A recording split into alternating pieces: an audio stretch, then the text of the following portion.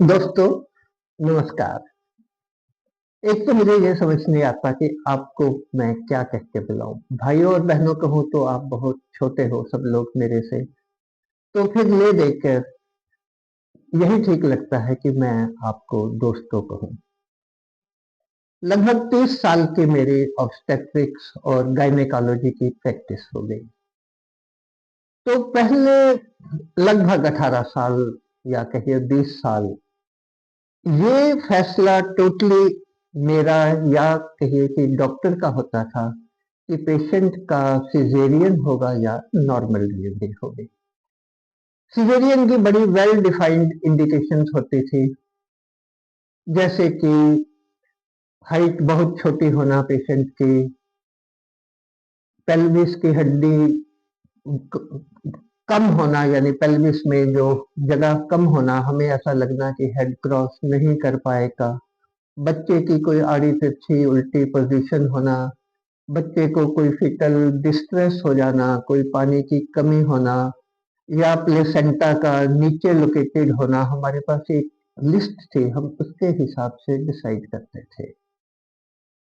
और ये टोटली माना जाता था कि नॉर्मल डिलीवरी पेशेंट के लिए बेटर है, और है भी है, अभी भी बेटर है। मेरा ये बड़ी स्ट्रांगली मानना है कि नॉर्मल डिलीवरी पेशेंट के लिए बेटर है। बहुत सारे फायदे हैं नॉर्मल डिलीवरी के। डिलीवरी के 1-1.5 घंटे बाद पेशेंट घूम फिर रही होती है, जो चाहे वो खा सकती है, बच्चे को ब्रेस्ट फीड दे सकती है, बहुत जल्दी उसकी लाइफ नॉर्मल पे आ जाती है। अगले दिन से ही अगर उसका कोई और बच्चा है उसका लुक आफ्टर कर सकती है। तो इस टाइप के बहुत फायदे थे। उससे अगली डिलीवरी में भी नॉर्मल होने के चांसेस उसके बहुत रहते हैं। कभी लाइफ में कोई और सर्जरी हो तो वो भी उसकी आसान रहती है। तो इस टाइप के बहुत फायदे थे, और ये बिल्कुल टोटली माना जाता था कि जो नॉर्मल डिलीवरी है वो हर तरीके में सिजेरियन से बेटर है। और सिजेरियन एक ऐसी ऑप्शन है कि जो हमें करनी पड़ती है लेकिन हम करना नहीं चाहते हैं। तो मुझे एन अच्छे से याद है, कोई लगभग 18 साल 19 साल पहले एक पेशेंट आई मेरे पास। कॉलेज में लेक्चरर थे, सारा एंटीनेटल टाइम पीरियड मेरे को दिखाती रही, और उसने कहा कि जी मैं तो सिजेरियन डिलीवरी करना चाहती हूँ। मैंने कहा क्यों भाई, तेरी कोई इंडिकेशन ही नहीं है। मैंने अपनी लिस्ट सारी उसको गिनाई। भाई का तेरी कोई इंडिकेशन नहीं, मैं तो नॉर्मल करूंगा। I can't go against the ethics. मुझे वो अनएथिकल लगा उस टाइम पर कि जिस पेशेंट की नॉर्मल डिलीवरी हो सकती है उसका सिजेरियन क्यों किया जाए। लेकिन वो पेशेंट नहीं माने, और मेरी वो काफी भक्त पेशेंट थी, वो कहीं और चली गई और उसने वो सिजेरियन कराकर ही माने। उसके बाद से रेगुलरली कुछ कभी कभी 1-2 महीने में पेशेंट्स ऐसे आने शुरू हो गए which were demanding caesarean section rather than normal delivery. मेरे साथियों ने भी मुझे समझाया कि आजकल टाइम पेशेंट का है। Patient is the master, we do whatever the patient wants.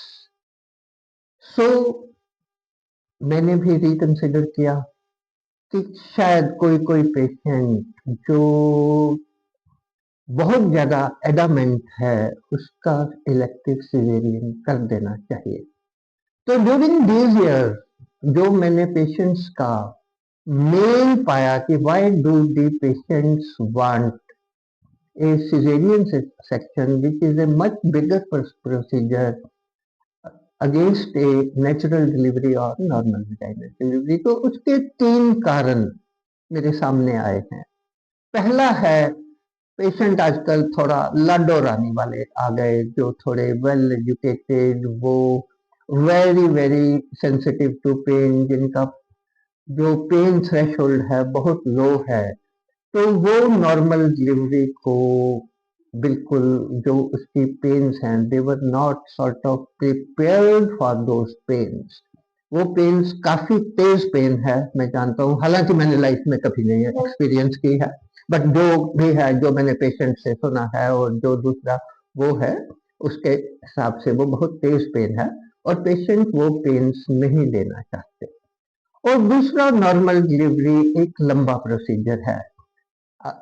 It may last for 6 hours, it may last for 8 hours, sometimes it may last for 12 hours or even more. तो इतनी देर लगातार pen लेना patient को गवारा नहीं है। Caesarean 15 minute maximum में हो जाता है, उसके बाद पेशेंट को हम पेन किलर दे देते हैं। नॉर्मल डिलीवरी में जब तक बच्चा पैदा नहीं होता है, हम कोई लंबा चौड़ा पेशेंट को नार्कोटिक पेन किलर भी नहीं दे सकते हैं, क्योंकि वो बच्चे को अफेक्ट करता है। तो ये सबसे बड़ा कारण है जिसके कारण जो पेशेंट है, कोई पेशेंट आजकल जो opting for caesarean rather than the normal delivery.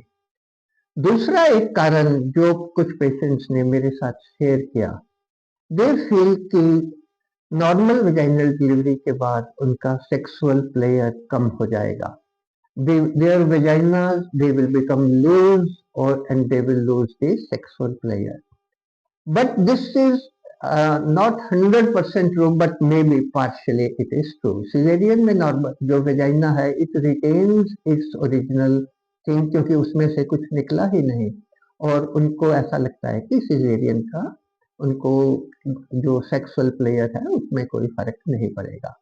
And मोreover cesarean section scars दिलते जो हम सुप्राप्यूबिक जो बिल्कुल नाभि से काफी नीचे जो हम स्कार ट्रांसवर्स देते हैं, इट इज ऑलमोस्ट इनविजिबल, दिखाई भी नहीं देता, पता भी नहीं लगता, तो वो है। और एक तीसरा कारण भी है जो कोई पेशेंट ने मेरे साथ शेयर किया, वो ये है कि उन्होंने पंडित जी से पूछा, पंडित जी ने कहा कि इस दिन इतने बजे, like we are now trying to sort of change our destiny also, जो हम अपने स्टार्स हैं वो भी बदलने की कोशिश कर रहे हैं। इतने बजे से गंडमूल स्टार्ट होगा, उसके बाद वो गंडमूल इतने दिन चलेगा। अगर इस डे को actually in my later life I have done a few cesareans, जो कि उस पर्टिकुलर डे पे उस पर्टिकुलर टाइम पे एनेस्थेटिस्ट को बुलाया गया, और जो पंडित जी ने 15-20 मिनट का सो कार्ड लकी पीरियड दिया, हमने उसके अंदर वो सिजेरियन किया। सो अगर मेरी अभी भी ओपिनियन पूछी जाए तो not there is nothing like normal delivery, this is natural.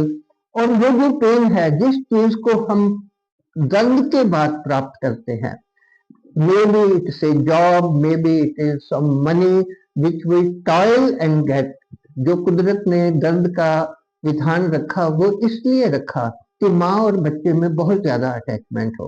मैं अभी भी ये फील करता हूँ कि जो नॉर्मल डिलीवरी है वो सिजेरियन से बेटर है, but choice is patients, we can't do much about it. जो अगर कोई पेशेंट इंसिस्ट करता है तो आजकल करना पड़ता हूँ। वैसे पिछले कुछ एक साल से मैंने ऑब्स्टेट्रिक्स का काम मैं नहीं करता हूँ, डिलीवरीज में नहीं करता हूँ, मैं सिर्फ इनफर्टिलिटी ट्रीट करता हूँ, और जो बच्चा ट्यूब में फंस जाता है उसका बिना ऑपरेशन के इलाज करता हूँ। मैं उम्मीद करता हूँ कि ये वीडियो आपके लिए यूजफुल रहा होगा। बहुत सारे इंटरेस्टिंग वीडियो मैं अच्छे इंटरेस्टिंग वीडियो मैं आपके लिए लाऊंगा। अच्छा लगा हो तो प्लीज जरूर सब्सक्राइब कर दें, लाइक कर दें, अपने साथियों को दिखाएं और शेयर कर दें। ओके, नमस्कार, राम राम जी।